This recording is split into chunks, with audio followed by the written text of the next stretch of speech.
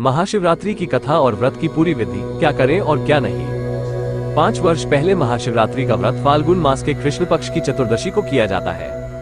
इस दिन व्रत के साथ भगवान शिव की विशेष पूजा भी की जाती है। पूरे दिन व्रत रखा जाता है। शिव पुराण के अनुसार इस दिन एक शिकारी ने अनजाने में ही शिवलिंग पर बिल्वपत्र और जल चढ़ा दिया था, जिससे भगवान प्रसन्न हो गए थे। इसी तरह महाशिवरात्रि पर हर प्रहर की पूजा में शिवलिंग पर जल और बिल्वपत्र चढ़ाए जाते हैं।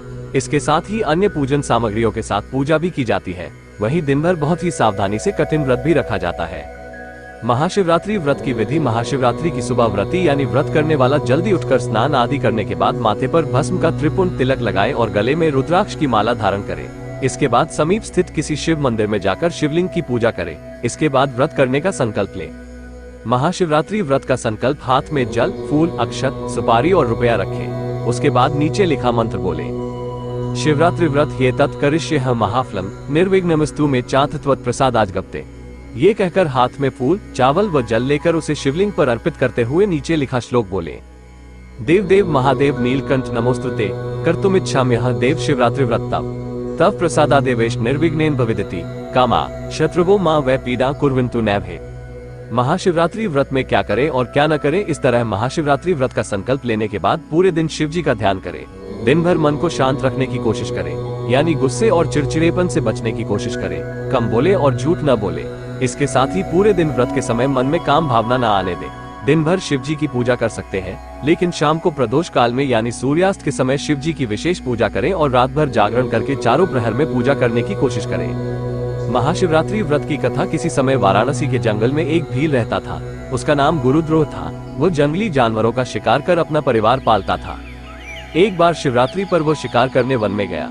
उस दिन उसे दिन भर कोई शिकार नहीं मिला और रात भी हो गई। तभी वो झील के किनारे पेड़ पर ये सोचकर चढ़ गया कि कोई भी जानवर पानी पीने आएगा तो शिकार कर लूंगा।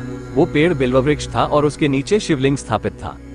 वहाँ एक हिरनी आए। शिकारी ने उसको मारने के लिए धनुष पर तीर चढ़ाया तो बिल्ववृक्ष के पत्ते और जल शिवलिंग पर गिरे। इस प्रकार रात के पहले प्रहर में अनजाने में ही उसके द्वारा शिवलिंग की पूजा हो गई। हिरनी भी भाग गई। थोड़ी देर बाद एक और हिरनी झील के पास आ गई। शिकारी ने उसे देखकर फिर से अपने धनुष पर तीर चढ़ाया। इस बार भी रात के दूसरे प्रहर में बिल्ववृक्ष के पत्ते व जल शिवलिंग पर गिरे और शिवलिंग की पूजा हो गई। वो हिरनी भी भाग गई। इसके बाद उसी परिवार का एक हिरण वहां आया। इस बार भी वही सब हुआ और तीसरे प्रहर में भी शिवलिंग की पूजा हो गई। वो हिरण भी भाग गया। फिर हिरण अपने झुंड के साथ वहां पानी पीने आया। सबको एक साथ देखकर शिकारी बड़ा खुश हुआ और उसने फिर से अपने धनुष पर बाण चढ़ाया, जिससे चौथे प्रहर में पुनः शिवलिंग की पूजा हो गई। इस तरह शिकारी दिन भर भूखा प्यासा रहकर रात भर जागता रहा और चारों प्रहर अनजाने में ही उससे शिवजी की पूजा हो गई, जिससे शिवरात्रि का व्रत पूरा हो गया। इस व्रत के प्रभाव से उसके पाप भस्म हो गए और पुण्य उदय होते ही उसने हिरणों को मारने का विचार छोड़ दिया। तभी शिवलिंग से भगवान शंकर प्रकट हुए और उन्होंने शिकारी को वरदान दिया कि त्रेता युग में भगवान राम तुम्हारे घर आएंगे और तुम्हारे साथ मित्रता करेंगे। तुम्हें मोक्ष भी मिलेगा। इस प्रकार अनजाने में किए गए शिवरात्रि व्रत से भगवान शंकर ने शिकारी को मोक्ष प्रदान कर दिया।